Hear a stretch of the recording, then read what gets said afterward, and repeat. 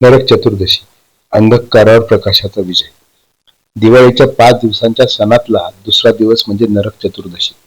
याला लहान दिवाळी किंवा काली चौदस असेही म्हणतात. हा दिवस चांगुलपणा, प्रकाश आणि आनंदाचा प्रतीक आहे. पुराण कथेनुसार या दिवशी भगवान श्रीकृष्णांनी नरकासुर या दृष्ट राक्षसाचा वध केला आणि अनेक निरपराध लोकांची सुटका केली. म्हणून या दिवसाचे नाव नरक चतुर्दशी पडले. या कथेतून आपल्याला शिकायला मिळते की कितीही अंधकार असला तरी शेवटी प्रकाशच जिंकतो. या दिवशी लोक पहाटे लवकर उठून अभ्यंग स्नान करतात. उठणे, तेल आणि सुगंधी द्रव्यांनी केलेले स्नान शरीर आणि मन दोन्ही ताजेतवाने करते.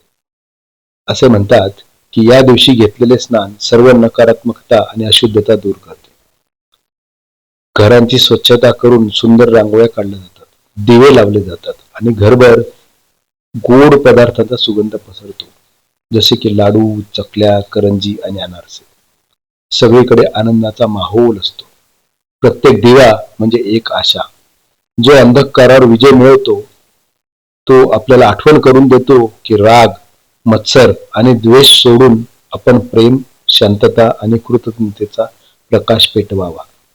कुटुंबीय एकत्र येऊन सण साजरा करतात, शुभेच्छा देतात आणि मोठ्या दिवाळीसाठी तयारी करतात. पण खरी दिवाळी तेव्हाच उजळते जेव्हा आपण आपल्या मनातील अंधकारावर विजय मिळवतो. नरक चतुर्दशी आपल्याला शिकवते की खरी दिवाळी बाहेर नाही तर आपल्या मनात आहे. जेव्हा आपण भीती, लोभ आणि द्वेष दूर करून प्रेम, दया आणि आनंदाचा प्रकाश पेटवतो तेव्हाच नरक चतुर्दशी आपण साजरी केली असे म्हणावे. आपणा सर्वांना नरक चतुर्दशीच्या हार्दिक शुभेच्छा.